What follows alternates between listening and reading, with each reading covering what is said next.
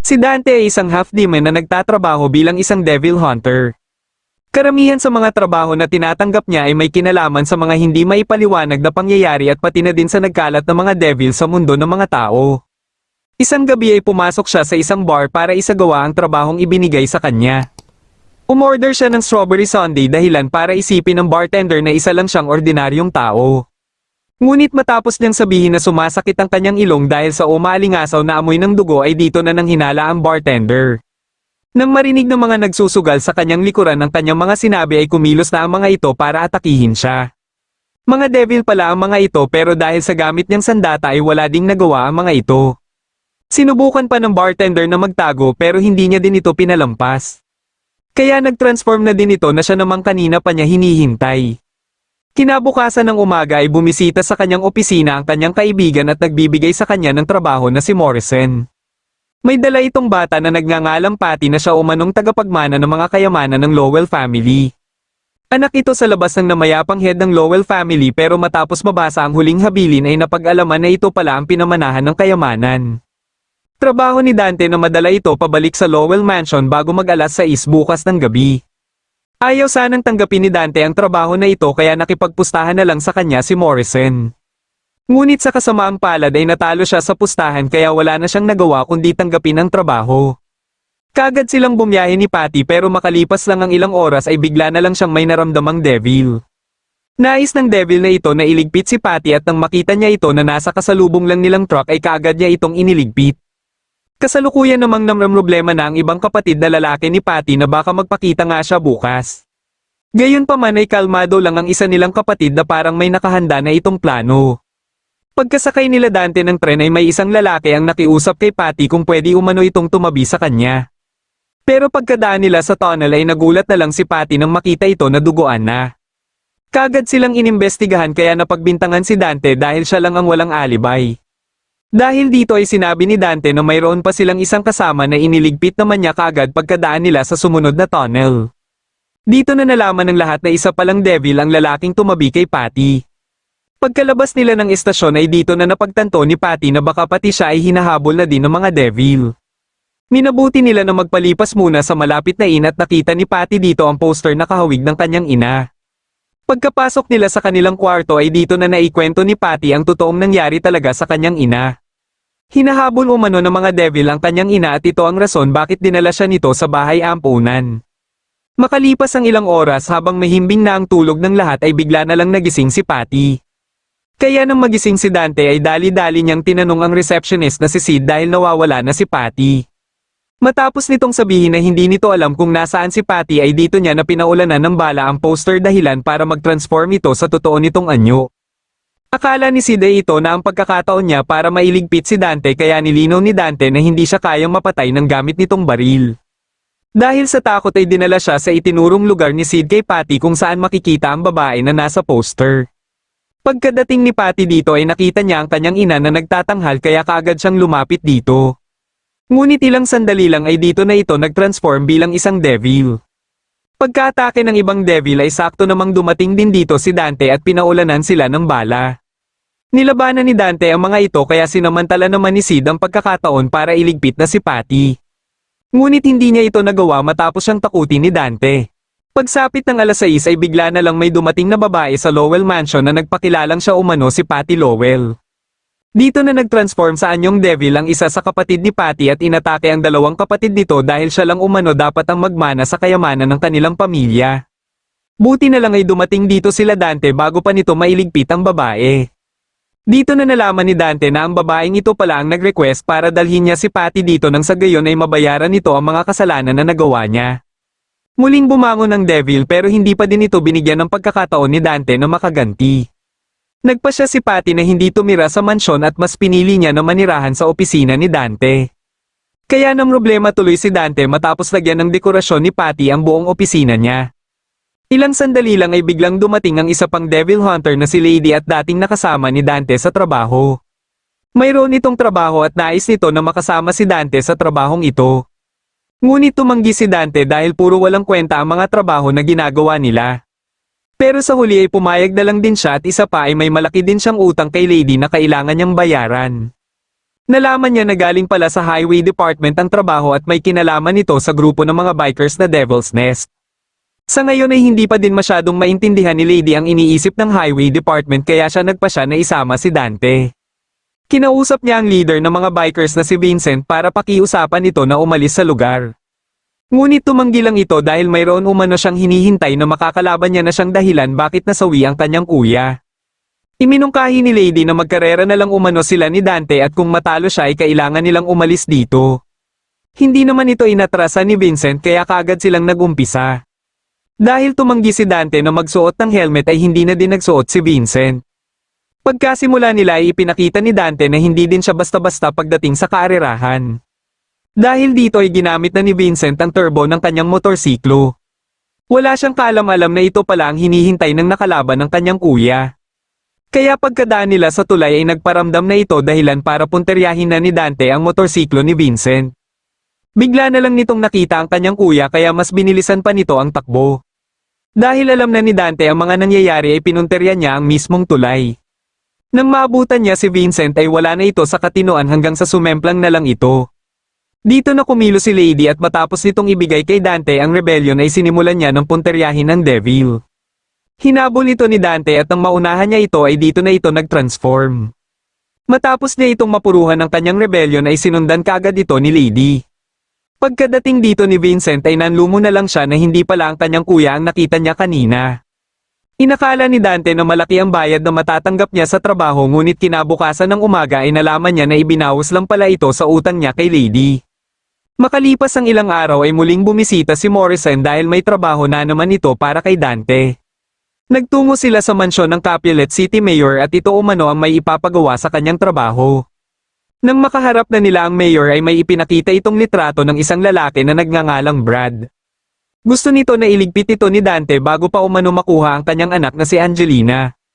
Alam niyang hindi ito taga rito at hindi niya hahayaan na mapasakamay lang nito ang pinakamamahal niyang anak. Dito na din sinabi ni Morrison ang mga pagpatay sa Capulet City nung mga nakaraang araw at nagsimula itong mangyari nung magpakita din si Brad. Dahil dito ay naintindihan kagad ni Dante ang ibig sabihin nila Morrison na hindi lang basta-bastang mamamatay tao si Brad kundi isa din itong devil. Sakto namang napadaan si Angelina kaya narinig nito ang kanilang usapan. Dagdag pa ng mayor na kaya sigurado siya na isang devil si Brad ay nakita niya ito mismo ng dalawa niyang mga mata. Kaya nakikiusap siya kay Dante na kung maaari ay dapat mailigpit na ito. Matapos itong marinig ni Angelina ay dali-dali siyang lumabas ng bahay para makipagkita kay Brad. Gusto niya na magtana na sila ni Brad bago pa ito maipapatay ng kanyang ama. Pero tumanggi si Brad dahil ayaw niya na madamay si Angelina sa kanyang problema. Nang magkahiwalay na sila ay sinundan ni Dante si Brad hanggang sa makarating ito sa isang bar. Pumasok din siya dito at tumabi kay Brad habang hinihintay ang kanyang order na beer at pizza. Nagkaroon sila ng pag-uusap hanggang sa matanong niya na ito kung saan ito galing. Pero hindi sumagot si Brad at hindi na din ito pinilit pa ni Dante. Pagkalabas nito ay may nagpakitang devil para ipaalam sa kanya na ngayong gabi na umano magbubukas ang gate patungong Demon World. Bigla na lang may naghagis ng bote dito at ito pala ay kagagawa ni Dante. Sinubukan pa nitong gumanti ngunit pinaglaruan lang ito ni Dante dahilan para mapilitan itong umatras. Hindi na din pumalagpas si Brad kay Dante dahil alam niyang hindi siya mananalo. Akala niya ay dito na magwawakas ang kanyang buhay ngunit ang pinunterya pala ni Dante ay ang devil. Nagpa siya si Brad na sabihin na kay Dante ang pinaplano ng kanyang master o ng Demon Lord na si Belphegor. Ipinadala umano siya dito para maghanda sa pagbubukas ng gate. Alam niya na lilipulin ng kanyang master ang mga tao ng Capulet City at ayaw niya itong mangyari. Marami na siyang mga masasayang alaala dito at maliban dito ay ayaw niyang mawala sa kanyang buhay si Angelina. Kaya sinasabi niya ang lahat ng ito ay gusto niya na pigilan ni Dante ang pagbubukas ng gate. Hindi na nagdalawang isip pa si Dante na tulungan ito kaya nakiusap siya na dalhin siya nito sa kinaroroonan ng gate na magbubukas. Nang marinig ni Angelina ang sigaw ng kanyang ama ay mabilis siyang lumabas ng kanyang silid. Nakita niya na lang ang kanyang ama na nakahandusay na sa isang magic circle. Pagkalapit niya dito ay tinutukan naman siya ng patalim ng isa nilang butler. Isa din pala itong alagad ni Belphegor na siyang nagsagawa ng ritual para sa pagbubukas ng gate. Ililigpit na sana nito si Angelina nang biglang dumating sila Dante para polanan ito ng bala. Ang problema ay nakumpleto na pala ang ritual kaya nagsimula na ding magpakita si Belphegor. Nilabanan nito ni Dante at ilang sandali lang din ay nagkaroon kaagad si Dante ng pagkakataon para mapabalik ito sa Demon World. Nang magkamalay ang mayor ay mabilis itong pinagaling ni Brad kahit ayaw nito. Sinabihan nito ni Dante na hindi nito magagawa ang trabaho na iligpit si Brad at katapos ay umalis na siya dito. Isang araw ay may isang pari ang humingi ng tulong kay Lady dahil umano sa isang babaeng devil na gumagamit ng lightning magic. Simula umano nang dumating ang babaeng ito ay marami nang nangyaring kababalaghan sa kanilang bayan dahil may kakayahan din itong kumontrol ng iba pang mga devils. Lumipas ang ilang araw ay may isang lalaki ang iniligtas ni Lady mula sa mga devils. Nang ililigpit niya na sana ang huling devil ay bigla na lang may umatake dito gamit ang isang lightning magic. Nakita niya sa taas ang babaeng may kagagawan nito kaya naisip niya kaagad na ito siguro ang sinasabi ng pari. Hindi na siya nagsayang pa ng oras at kaagad itong inatake. Dahil umiiwas lang ito ay hinabol niya na ito sa taas at dito na sila nagpang-abot. Nagpalitan sila ng atake hanggang sa mapilitan na si Lady na hagisan ito ng granada. Pero hindi man lang ito nagkaroon ng pinsala at dito na ito nagkaroon ng pagkakataon na makatakas. Kinabukasan mismo ng umaga ay nagtungo si Lady sa opisina ni Dante para itanong kung may kilala ba itong devil na gumagamit ng lightning magic. Pero ayon kay Dante ay wala siyang alam tungkol sa ganitong devil. Hindi na din nagtagal pa dito si Lady at umalis na siya para maghanda ng panibagong sandata. Pagkadating ni Patty ay pinilit niya si Dante na bilhan siya ng damit na nakita nito sa fashion magazine. Nasagi nito ang litrato na nasa mesa ni Dante na kahawig ng nakalaban kagabi ni Lady. Ilang sandali lang ay bigla na lang may tumawag at niyaya si Dante na magkita umano sila. Pagsapit ng hapon matapos makuha ni Lady ang bago niyang sandata ay muli silang nagkausap ng pari. Galit na galit ito sa kanya matapos nitong malaman na pinatakas niya ang babae. Ilang sandali lang ay naramdaman niya ang presensya nito kaya kaagad niyang inihanda ang bago niyang sandata. Nang magpakita na ito ay pinagtago niya ang pari baka madamay pa ito sa kanilang labanan. Wala siyang pakialam kahit pag gumuho ang buong simbahan basta sa pagkakataon na ito ay sisiguraduhin niya na matatalo niya na ito. Nagpalitan muna sila ng atake hanggang sa magpasya na si Lady na gamitin ang bago niyang sandata. Dahil sa lakas nito ay hindi nakaligtas ang iilang parte ng simbahan. Mabilis na kumilos ang babae at nagawa nitong mapabagsak si Lady. Pero matapos niyang punteryahin ang buhok ni Lady ay nagkaroon naman ito ng pagkakataon na makabawi. Mabilis nitong kinuha ang kanyang sandata kaya napilitan na ang babae na gumamit ng kanyang kapangyarihan. Nakaligtas si Lady sa atake ng babae at sa pagkakataon na ito ay nagsuntukan naman sila. Nang muling gagamitin na ng babae ang kanyang kapangyarihan ay bigla na lang dumating dito si Dante. Ang babaeng ito pala ang tumawag kay Dante para magkita sila. Nagpakilala ito kay Lady sa pangalang Trish at dito na nalaman ni Lady na dati pala silang magpartner. Nalaman din ni Lady na ang totoo pala talaga nilang kalaban ay ang pari. Ayon kay Trish ay misyon niyang iligpit ang pari na ito dahil simula nang mapunta ito sa bayan ay naging pugad na ng mga devils ang buong bayan. Dito na napagtanto ni Lady na kaya pala gustong-gusto nito na iligpit niya si Trish ay dahil natatakot ito na mailigpit ni Trish. Nag-transform ito sa totoo nitong anyo para iligpit silang lahat. Masyado itong naging kampante na matatalo lang niya sila Dante kaya pinatikim tuloy siya nila Dante. Dahil tapos na ang misyon ni Trish ay nagpasya ito na muling umalis para hanapin ang iba pang devils na kagaya sa nakalaban nilang pari. Sinabihan na lang ito ni Dante na pwede naman siyang bumalik sakaling magsawa na ito sa kanyang misyon. Isang araw ay napadaan si Dante sa restaurant ni Freddy para umorder na naman ng paborito niyang strawberry sundae. Dahil alam na ni Freddy ang o-orderin niya ay may nakahanda na pala ito. Ilang sandali lang ay napansin niya ang waitress na si Cindy na kinukulit ng manliligaw nitong si Isaac. Hindi maintindihan ni Isaac kung bakit hindi pa din pumapayag si Cindy na makipag-date sa kanya. Kaya sinabi na ni Cindy ang tipo niyang lalaki at ito ay parang katulad ni Dante. Sa kagustuhan ni Isaac na malaman kung paano maging kagaya ni Dante ay nagpasya siya na sundan ito. Pagkapasok ni Dante sa isang bar ay pumasok din siya dito. May isang devil pala dito na nangaakit ng mga lalaki at buti na lang ay naabutan pa ito ni Dante bago ito makapambiktima ng iba. Sinundan sila ni Isaac at pagkapasok nila sa CR ng mga babae ay dito na iniligpit ni Dante ang babae. Pagkalabas ni Dante ay dali-daling pumasok si Isaac sa loob ng CR para hanapin ang babae. Ngunit tiningnan niya na ang lahat ng mga cubicle ay hindi niya pa din makita ang babae. Ang problema ay naabutan siya dito ng bouncer dahilan para mabugbog siya. Kinabukasan ng umaga ay nagtungo siya sa restaurant para sabihan si Cindy na hindi isang totoong lalaki si Dante kundi isa itong manyak. Ngunit kahit anong sabihin niya ay hindi siya pinaniniwalaan ni Cindy. Ipinagpatuloy niya ang pagsunod kay Dante at sa pagkakataon na ito ay mga miyembro ng mafia naman ang trinabaho ni Dante. Sa takot niya na madamay siya sa labanan ay minabuti niya na umalis na lang dito. Muli niyang kinausap si Cindy para pilitin ito na layuan si Dante dahil wala umanong sinasanto si Dante kahit mga miyembro pa ng mafia. Ngunit hindi pa din siya pinaniwalaan ni Cindy at pinauwi lang siya. Dito na siya nagpasya na pasukin na ang opisina ni Dante para humanap ng ebidensya. Ilang sandali lang ay bigla na lang siyang nakarinig ng boses na nakikiusap kay Dante na pakawala na umano sila. Pagkatingin niya sa taas ay nakita niya ang mga kaluluwa ng mga devil. Sa sobrang takot niya ay napatakbo siya sa taas at sa mismong kwarto ni Dante. Ngunit andito pala si Sid at dahil may hinala na ito sa kanyang pakay dito ay may ibinigay itong maliit na kahon sa kanya. Sakaling buksan niya umano ito ay malalaman niya na ang totoo tungkol kay Dante. Ang problema ay dumating naman dito si Lady dahil nalaman nito na mayroon ng pera si Dante. Para hindi siya mahuli ay napilitan siya na tumalo na lang sa bintana.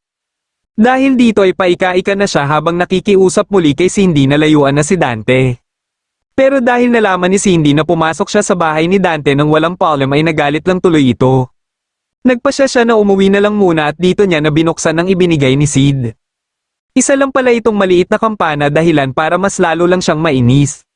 Dito na siya nakarinig ng mga kakaibang boses kaya kinuha niya na ang kanyang baril at lumabas muli ng bahay.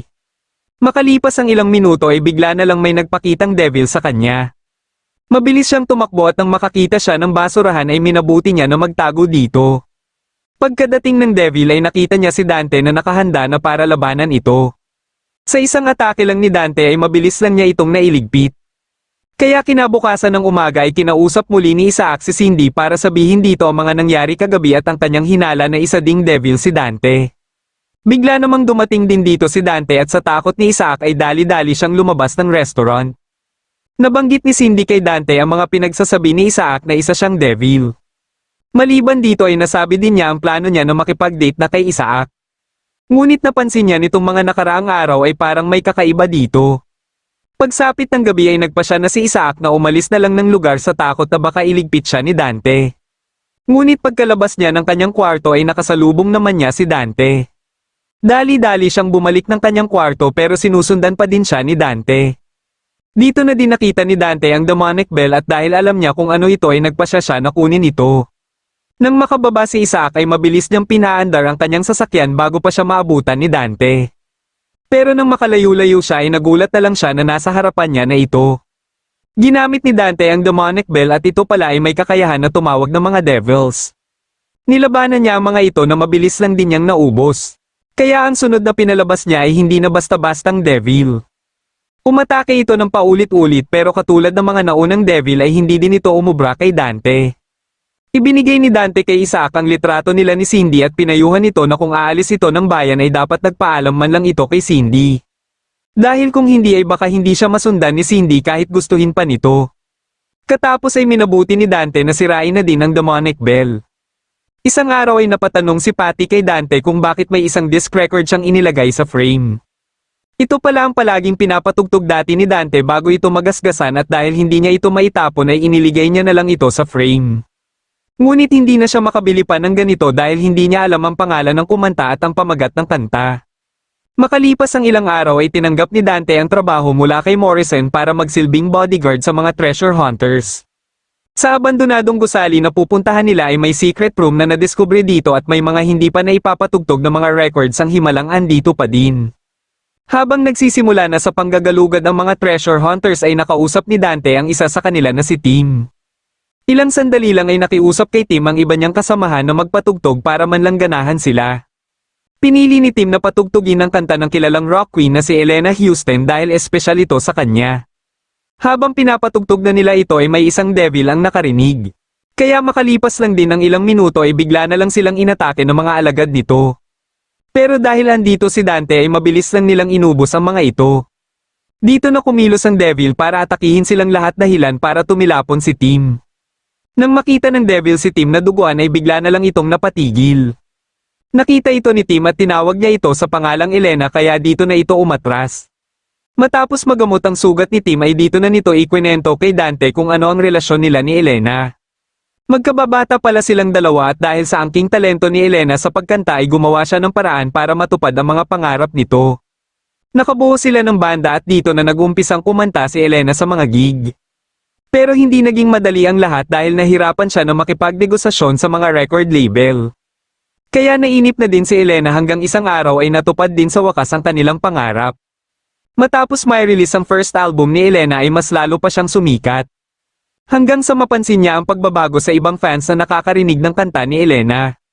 May iba na handa ng pumatay makakuha lang ng ticket sa concert ni Elena. Kahit si Elena mismo ay unti-unti na ding nagbago na siya ding dahilan para malayo sila sa isa't isa. Hanggang isang araw ay napagtanto ni Elena na may devil na pala na tumulong sa kanya para makamit ang kanyang mga pangarap. Matagumpay na nakuha ng devil ang kanyang katawan at wala na siyang nagawa dito. Sa tingin ni Tim ay matagal nang hinahanap ni Elena ang disc record na hawak niya. Humingi siya ng tulong kay Dante kung ano ang magandang gawin kay Elena at may naisip namang paraan si Dante. Muli nilang pinatugtog ang disc record para makaharap muli nila si Elena. Naglaban silang dalawa ni Dante habang si Tim naman ay nag-aantay lang ng tamang pagkakataon. Pero bago pa man siya makapaputok ay matagumpay nang napalabas ni Dante ang devil sa katawan ni Elena. Nagawa itong mailigpit ni Dante ngunit di rin nagtagal ay pumanaw din si Elena. Ilang araw lang din ang makalipas ay may isang babae naman ang nag-inquire sa opisina ni Dante. Nagngangalan itong Lynn at gusto sana nito na tulungan ni Dante ang kapatid nitong nagngangalang Carrie na dinakip sa hindi naman nito kasalanan. Para sa kanya ay imposible na ang kapatid niya umano ang may salarin sa pagpatay dahil kaibigan nito ang biktima. Ayaw sana ni Dante na tanggapin ang trabaho dahil bukod sa walang matibay na ebidensya si Lynn ay parang wala din itong perang pambayad sa kanyang serbisyo. Ibinigay ni Lynn sa kanila ang singsing nito at katapos ay bigla na lang itong nawala. Kaya napilitan na lang siya na tanggapin ang trabaho at kaagad na pinuntahan ang sinasabing pinangyarihan ng krimen. Nakausap niya dito ang may-ari ng restaurant at nalaman niya ang lahat na nangyari nung araw ng insidente. Dahil paulit-ulit umano na sinabi ni Carrie na siya ang may kasalanan kaya inaresto ito. Matapos niyang malaman na ikinulong si Carrie sa Devil's Prison ay dito lang nila napansin si Morrison. Binalaan ni Morrison si Dante na huwag susubukang magtungo sa Devil's Prison dahil mas malala pa ito sa impyerno. Pero hindi nakinig si Dante sa kanya at nang makasalubong ni Dante ang tatlong kalalakihan ay dito na siya gumawa ng paraan para arestuhin din siya. Dinala din siya sa Devil's Prison at nakaharap niya dito ang warden. Para ikulong siya sa high security cell ay pinagdiskitahan din niya ito. Dahil dito ay nagawa niya kagad na makausap si Carrie na nasa katabi lang ng kanyang kulungan. Inalam niya ang buong istorya kaya naikwento ni Carrie ang araw nung una niyang nakita ang devil. Isang araw habang namimingwit umano siya ay may nahuli siyang isda na may kasamang maskara. Nag-transform ito sa totoo nitong anyo at tutuparin umano nito ang kanyang kahilingan. Dahil sa takot ay napatakbo siya palayo dito ngunit pagkahinto niya ay muli lang itong nagpakita. Sinubukan niyang humiling ng kahit ano ngunit hindi naman ito tinutupad at nagdadahilan lang ito. Hinayaan niya na lang muna ito hanggang sa dumating ang araw na naglaro sila ng kanyang kaibigan na si Claude. Matapos niyang matalo ng sunod-sunod ay humingi pa siya ng isa pang round ngunit hindi siya pinagbigyan ni Claude dahil may pasok pa ito sa trabaho. Biniro niya ito na sana ay mamatay na lang ito ngunit narinig pala siya ng devil kaya kaagad itong kumilos para iligpit si Claude. Matapos marinig ni Dante ang buong istorya ay naging madali na sa kanya para intindihin ang sitwasyon. Ngunit dito na pala mag-uumpisa ang kalbaryo na naman ng mga preso. Binuksan ng warden ang lahat na kulungan para simulan na ang kanilang laro. Malaya silang makakatakbo pero sa oras na mahuli sila ay katapusan na nila. Sinamantala ng warden ang pagkakataon na ito na makaganti kay Dante kaya si Dante ang mas pinagtuunan nila ng pansin. Dito na dinalaman ni Dante na puro mga devil na pala ang mga bantay ng Devil's Prison. Kaya mas nasabik lang tuloy siya na labanan ang mga ito. Matapos niyang matalo ang mga ito ay ikinulong niya muna ang mga ito habang hinihintay ang mga pulis mula sa headquarters. Dahil dito ay inilabas na ng mga ito ang hawak nilang susi at gayon din sa susi ng mismong entrance gate ng kulungan. Wala silang kaalam-alam na ito din pala ang hinihintay ni Dante para makalabas na sila dito. Sinubukan pa nila na labanan si Dante kaya tinuluyan na ni Dante ang mga ito.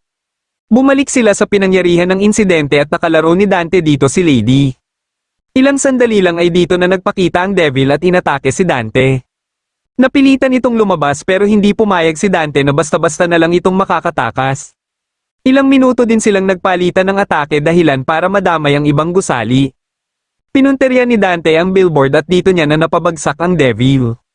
Nang ililigpit niya na ito ay nagkaroon pa ito ng pagkakataon na ikulong siya sa loob ng katawan nito. Kaya dito niya na ginamit ang rebellion dahilan para tuluyan na itong masawi. Ngunit hindi niya inaasahan na andito pala si Sid na mabilis kinuha ang nahating maskara. Mabilis itong nakalis kaya hinayaan niya na lang ito. Muli niyang kinausap si Carrie at dito na nila napag-usapan ng kapatid nitong si Lynn. Iniisip ni Carrie na may sama ng loob sa kanya si Lynn dahil mas lumala lang ang sakit nito matapos siyang maaresto dahilan para masawi ito. Dito lang nalaman ni Dante na ang nakausap pala nila ay isang kaluluwa na lang. Ibinigay niya kay Carrie ang ibinayad ni Lynn na siya palang ibinigay dati ni Carrie sa kanyang kapatid. Katapos ay sinabi niya na si Lynn mismo ang kumuha sa kanya para iligtas si Carrie sa Devil's Prison. Makalipas ang ilang araw ay may ibinigay na trabaho si Morrison kay Dante at ito ay galing pa sa ibang bayan.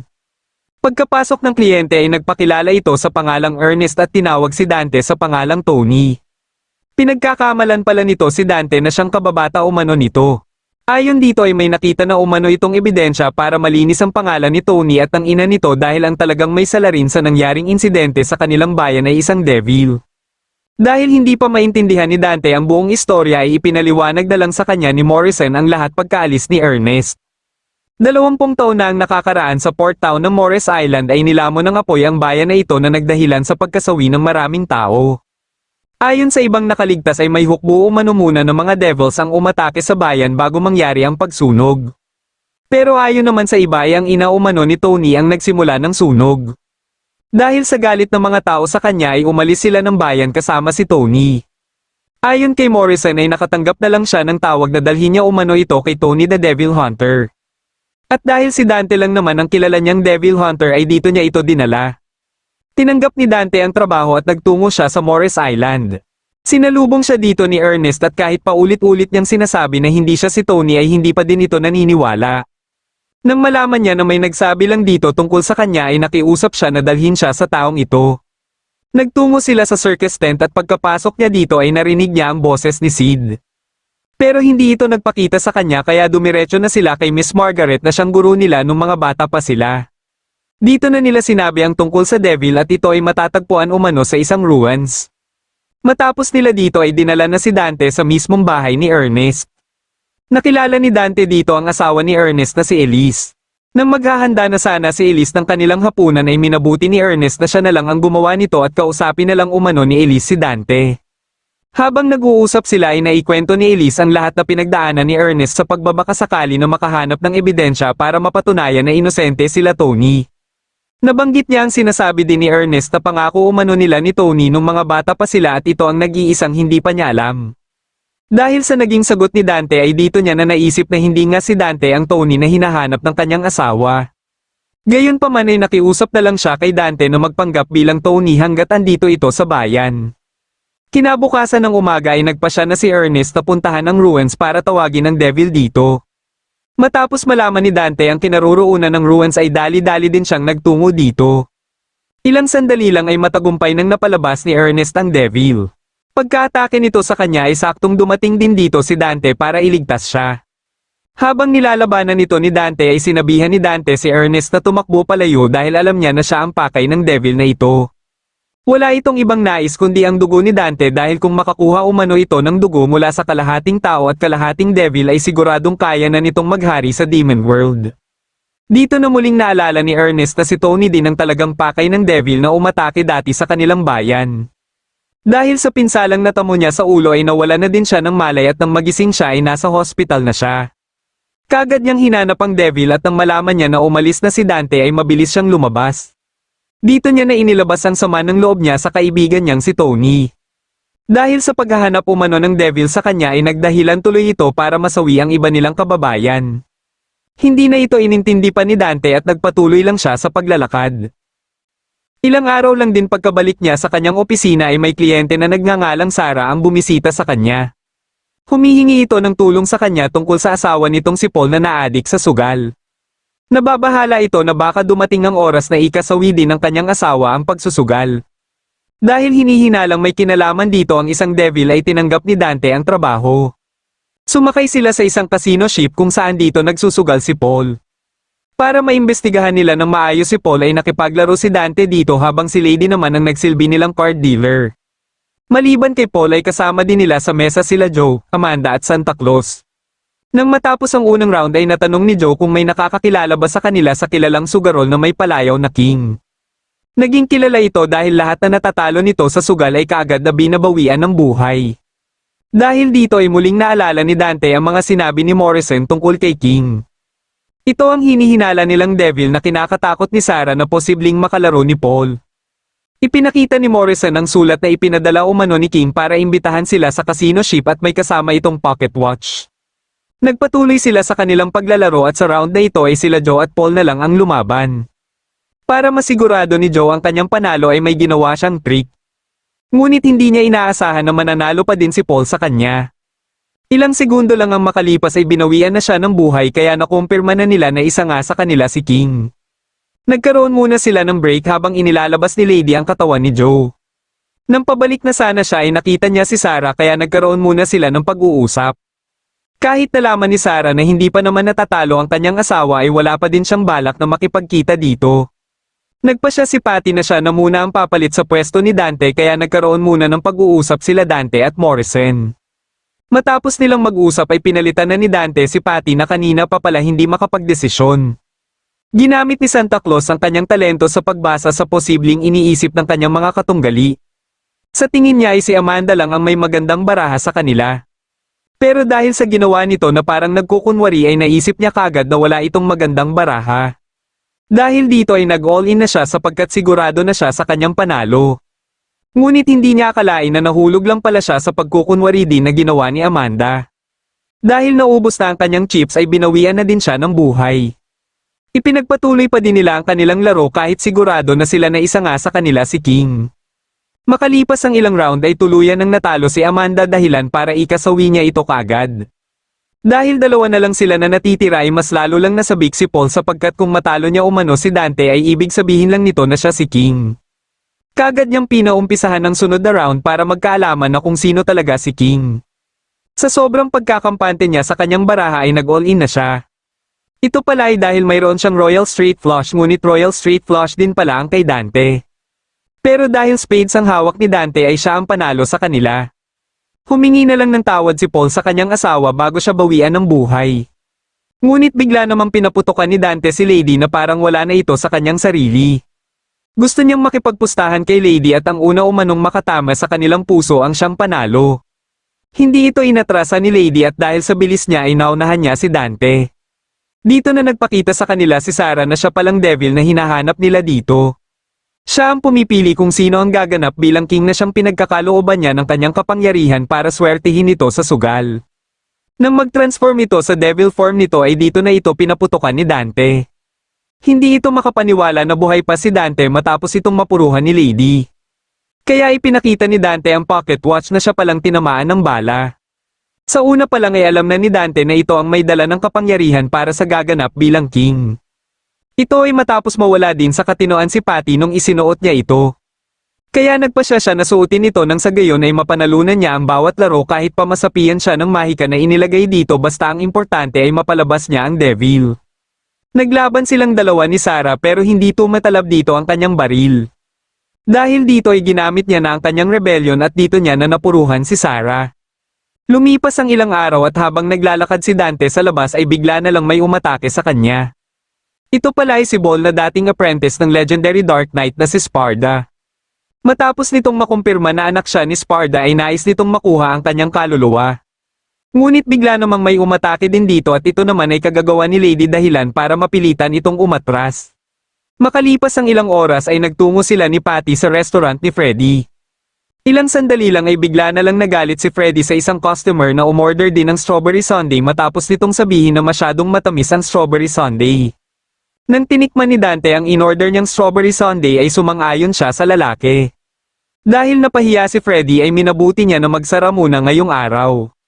Pagsapit ng gabi ay tumambay sa plaza ang nakasagutan na lalaki ni Freddy kanina kung saan itinayo dito ang rebulto ni Sparda. Isa din pala ito sa apprentice dati ni Sparda na nagngangalang Modus at ang kambal ni Ball. Inabutan siya dito ng umaga at ilang sandali lang ay nilapitan siya ni Patty na nagkataon na napadaan dito. Nagkaroon sila ng pag-uusap at halos karamihan ng kanilang pinag-uusapan ay tungkol kay Dante. Wala silang kaalam-alam na pinagmamasdan lang pala sila ni Ball at kasama din ito si Sid. Dahil dito ay nalaman ni Sid na pupuntahan na ni Ball si Dante sa mismong opisina nito. Pagsapit ng alas 4 ay nagpaalam na si Patty kay Modus dahil magluluto pa umano siya ng hapunan sa bahay ampunan. Inimbitahan niya si Modus na pumunta bukas sa opisina ni Dante dahil gagawa siya ng strawberry sundae. Ilang sandali lang ay tumabi si Sid kay Modus at ipinaalam nito kay Modus ang plano ni Ball na magtungo sa opisina ni Dante. Dahil dito ay dali-dali siyang nagtungo sa opisina ni Dante para pigilan si Ball. Kaya pagkapasok ni Ball sa opisina ni Dante ay nakita niya dito si Modus. Dito na nalaman ni Modus ang pinaplano ni Ball na makuha din ang kapangyarihan ni Sparda kaya gusto nito na talunin si Dante. Dahil dito ay sinabihan ito ni Modus na magagawa lang umano nito ang kanyang pinaplano kay Dante kung magawa siyang matalo nito. Pero hindi pumayag si Ball dahil ayaw niyang pumatol sa swordsman na tinalikuran na ang paghawak ng espada. Sa halip ay nagpabot na lang siya ng mensahe para kay Dante na hinahamon niya ito sa isang duelo. Makalipas lang din ng ilang minuto ay dumating si Dante at sinabi niya ang ipinapasabi ni Ball. Sinubukan niyang pigilan si Dante na huwag patulan ng kanyang kapatid dahil wala namang silang makukuha sa labanang ito. Alam niya na walang balak si Ball na maghari sa Demon World at ang gusto lang talaga nito ay may makalaban na malakas. Pero dahil hindi umaatres sa hamon si Dante ay pinuntahan niya pa din si Ball. Nang magkaharap na sila ay kaagad na umatake si Ball pero kahit anong atake ang gawin niya ay nahihinaan pa din sa kanya si Dante. Dahil dito ay nagpasya na siya na ilabas ang totoo niyang anyo bilang isang devil. Nagpatuloy ang palitan nila ng atake pero hindi pa din makatama si Ball kay Dante.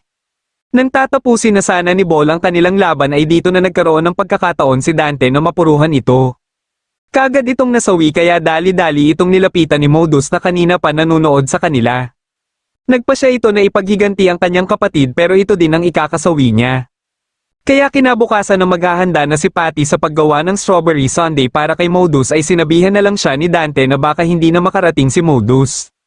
Makalipas ang isang linggo ay bumisita si Morrison at may kasama itong kliyente na nagngangalang Nina. Nakiusap ito kay Dante kung pwede ay pangalagaan niya umano muna ang heirloom na dala nito.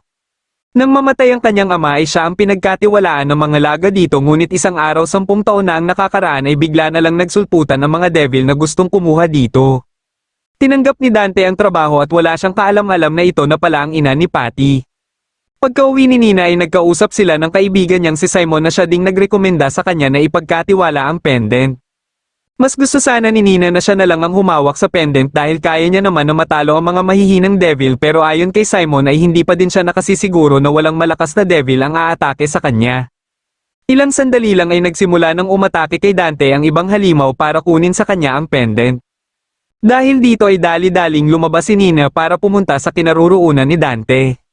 Pagkadating niya dito ay sakto ding natalo na ni Dante ang devil. Gusto niya na ibalik na lang sa kanya ang pendant pero nais naman ni Dante na makuha muna ang bayad sa kanya bago niya ibalik ang pendant. Dahil dito ay nagkasundo sila na dadalhin na lang bukas sa opisina ni Dante ang pera at doon na lang din ibabalik ni Dante ang pendant. Paalis na sana sila nang biglang dumating si Patty at tinawag ang kanyang ina. Mabilis na umalis si Nina at dahil nadapa si Patty ay hindi niya na ito nahabol. Sinubukan naman ni Simon na hawakan ng pendant kaya naramdaman siya ni Dante. Kinabukasan ng umaga ay nagtaka sila na hindi pa din dumadating si Nina. Alam ni Patty na siya ang dahilan kaya hindi pa dumadating si Nina at sa sobrang pagkainis niya ay lumabas na lang siya. Biglang tumawag si Trish na may importanteng impormasyon na ibinigay kay Dante tungkol sa pendant. Pagkababa ni Dante ng telepono ay dito lang niya napansin na nawawala na ang pendant. Kinuha pala ito ni Patty at plano niya na dalhin ito sa kanyang ina. Kasalukuyan namang nasa hotel room ni Nina si Simon kaya nakiusap na lang si Nina dito na kung pwede ay ito na lang ang makipagkita kay Dante para ibigay ang bayad. Nang mapansin ni Nina ang bendahe nito sa kamay ay nagdahilan lang ito na napaso umano siya ng kape kanina. Nagtaka si Nina dahil hindi naman ito umiinom ng kape kaya dito na isinagawa ni Simon ang kanyang pinaplano. Dali-dali namang bumiyahe sila Dante patungo sa hotel na tinutuluyan ni Nina dahil sigurado silang patungo dito si Patty. Nang magkamalay si Nina ay nakagapos na siya habang nasa gitna ng magic circle na inihanda ni Simon. Nagpalit ito ng anyo at ito pala ay si Sid kaya dito niya na nalaman na iniligpit na pala ang kanyang kaibigan. Gamit ang mga nakolekta nitong mga demonic item ay balak nitong buhayin muli ang isa sa makapangyarihang demon na si Abigail. Sa ngayon ay ang pendant na lang ang kulang para makumpleto niya na ang lahat na kailangan. Sakto namang dumating dito si Patty kaya tuwang-tuwa si Sid dahil dala nito ang pendant. Tinutukan niya ng kutsilyo si Nina at inutusan si Patty na ilagay sa altar ang pendant. Hindi na nagdalawang isip pa si Patty na sundin si Sid sa takot na may mangyaring masama sa kanyang ina. Matapos niyang mailagay ang pendant ay kaagad na na-activate ang magic circle kaya dali-daling tumalon dito si Sid. Pagkadating nila Dante ay dali-dali ding pumasok dito si Dante para habulin si Sid. Kaagad namang bumaba sila Morrison para palabasin ang mga nasa loob ng hotel. Pagkadating ni Dante sa Demon Realm ay hindi na siya nag-alinlangan pa na polanan ng bala si Sid. Ngunit kahit lasog-lasog na ang katawan nito ay muli lang itong nabuhay. Hindi inaasahan ni Dante ang gagawin nitong atake dahilan para siya ang mapuruhan. Habang pinapanood nila Morrison ang nangyayari sa taas ng hotel ay dumating din dito si Lady. Dito na naikwento ni Lady kina Morrison ang tungkol sa alchemist na nagngangalang Alan Lowell. Bagamat isa itong tao ay may mga empleyado itong mga devils. Pero may isang devil itong hindi napasunod at ito ay si Abigail na sinasabing may taglay na kapangyarihan na kasing lakas ng Demon King. Gamit ang lahat na kapangyarihan ni Alan ay matagumpay niyang naiselyo si Abigail. Para hindi ito basta-bastang makakawala ay lumikha siya ng mga magical barriers at ikinalat ang mga ito sa iba't ibang lugar. At ang Magic Stone naman ang pinakasusi para gumana ang lahat ng mga magical barriers. Alam itong lahat ni Nina kaya simula nang mapunta sa kanya ang pendant ay inalagaan niya na ito ng mabuti para hindi masira ang selyo kay Abigail. Pero sa ngayon ay wala na silang magagawa pa dahil tuluyan nang nagbalik si Abigail at wala na din si Alan Lowell. Kahit sa taglay na lakas ni Dante ay hindi pa din niya makakayang talunin si Abigail. Pagkalabas ni Abigail ay nahulog sa kinaroroonan ng bata ang pinto pero buti na lang ay sakto ding dumating dito si Trish at nagawa niya itong mailigtas. Hindi na nagsayang pa ng oras si Abigail at kaagad na inumpisahan ang panggugulo. Walang tigil niyang inatake ang iba't ibang parte ng syudad habang nagsisitakbuhan na lang ang mga tao. Nagpa siya si Patty na pumasok ng hotel para puntahan si Dante. Kahit sinubukan itong pigilan ni Lady ay nakawala pa din ito kaya sumunod din sa kanya sila Nina at Morrison. Naniniwala naman si Trish na baka makagawa ng milagro ang mga kadugo ni Alan Lowell kaya mas mabuti kung hahayaan na lang nila ang mga ito. Sa ngayon ang kailangan nilang gawin ay iligpit ang mga alagad ni Abigail na nagsimula ng umatake sa buong syudad. Pagkadating nila Patty sa taas ay bigla namang may umatake sa kanila ng mga devil. Dito na na-activate ang kapangyarihan ng pendant na suot-suot ni Patty dahilan para mapilitan ng mga devil na umatras. Gamit ito ay hindi sinasadya ni Patty na makalikha ng portal patungo sa Demon Realm. Dali-dali siyang pumasok dito at mabilis din itong nagsara. Matapos namang maubos nila Lady at Trish ang mga alagad ni Abigail ay sinimulan din nila kagad na makipaglaban kay Abigail. Gamit ang kalinaan ni Lady ay ginabayan ito ni Trish para mas lumakas pa ito ng sobra. Ngunit hindi pa din nila napatay si Abigail kaya naisip nila pareho na si Dante na lang talaga ang kanilang pag-asa. Nang mahulog si Patty sa Demon Realm ay nakita niya dito si Dante na duguan at walang malay. Pinilit niya itong ginising at sinubukan din niya na tanggalin ang rebellion sa katawan nito. Ngunit bigla na lang siyang hinila ni Sid pabalik sa human world. Nang magising siya ay bumungad sa kanya ang mukha ni Abigail na nakaharap sa kanya. Nagpasalamat ito sa kanya dahil siya umano ang dahilan bakit nagagawa na nitong maghari sa kanilang mundo. Nang pinaatake na nito ang kanyang mga alagad ay dito na nagpakita si Dante. Tuwang-tuwa si Patty na buhay pa si Dante pero dahil sa maraming dugo na nawawala kay Dante ay bigla na lang itong nawalan ng malay. Sa isip-isip ni Dante ay tamang-tama lang ito dahil pang-adult na ang mga susunod na eksena. Naglaban silang dalawa ni Abigail at kahit napupuruhan siya ng mga atake nito ay hindi na ito umuubra sa kanya. Ginamit niya ang rebellion para tuluyan ng tapusin si Abigail.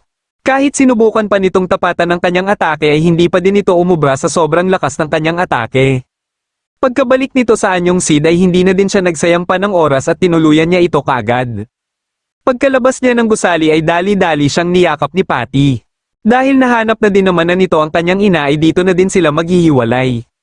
Dito na nagtatapos ang huling episode ng Devil May Cry Season 1. Kung nagustuhan mo ang ating kwento ay huwag kakalimutang mag-like at mag-subscribe na din para malalaman mo kagad kung may bago akong video. Maraming salamat sa panonood at shoutout na din kina